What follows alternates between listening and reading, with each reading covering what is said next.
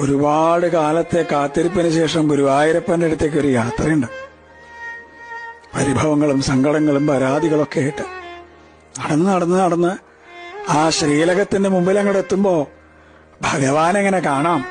ശംഖും ചക്രവും ഗതയും പങ്കജവുമായിട്ട് ചക്രവർത്തി ഭാവത്തിലുള്ള ഭഗവാന്റെ രൂപം അതങ്ങോട്ട് കാണുമ്പോ കണ്ണ് നിറഞ്ഞൊഴുകും, തൊണ്ടയിടറും, എല്ലാം മറന്നുപോവും. പരിഭവങ്ങളും സങ്കടങ്ങളൊക്കെ.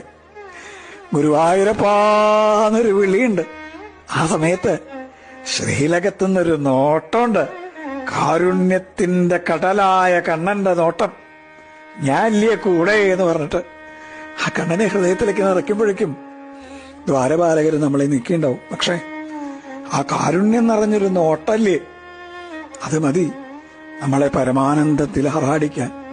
കൃഷ്ണ ഗുരുവായൂർ.